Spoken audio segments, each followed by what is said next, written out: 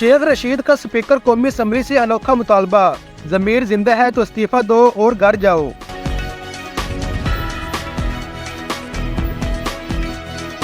सरबराह अवामी मुस्लिम league और साबिक वफाकी वजीर दाखिला शेख रशीद अहमद ने कहा है कि स्पीकर कौमी असम्बली का ज़मीर जिंदा है तो इस्तीफा दें, वरना कोई एक मेंबर ही इनके खिलाफ तहरीक अदम एतमाद पेश कर दे, भले नाकाम हो जाए। मीडिया से गुफ्तगू करते हुए शेख रशीद का कहना था कि इस तरह मंशियात फरोशों को नहीं पकड़ा जाता जिस तरह पार्लियामेंट से MNAs को पकड़ा गया। 30 सितंबर की डेडलाइन की बात पर कायम हूँ, आपको पता लग जाएगा। ये मिसाक जमहूरियत करने जा रहे हैं, मुल्क में जमहूरियत नाम की कोई चीज मौजूद नहीं। इन्होंने कहा कि 50 अरब रुपया का बिजली पर मजीद टीका लगा दिया गया। मुर्दों को और मार रहे हैं, जो पसंद है इनका रिमांड नहीं दिया, जो ना पसंद है इनका रिमांड दे दिया गया। 16 माह हो गए, कोई चालान पेश नहीं हुआ, मतलब ये 20 साल तक फैसला नहीं हो सकता।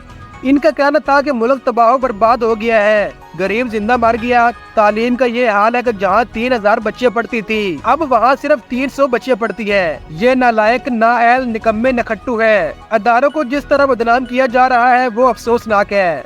शेख रशीद ने कहा कि असल हुकूमत से मुतालबा करता हूँ कि दिहाड़ीदार मजदूरों को केसेस से निकाल दें। लोगों को सारी समझ है, लेकिन हालात के हाथों मजबूर है। IMF ने अगली तारीख पर भी पाकिस्तान का नाम एजेंडे पर नहीं लिखा।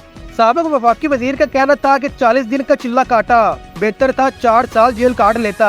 जिनके साथ सारी जिंदगी दोस्ती रही, दोस्तों ने मुझे भी माफ नहीं किया। इन लोगों के खिलाफ बात नहीं करूंगा जिन्होंने 40 दिन चिल्ला कटवाया।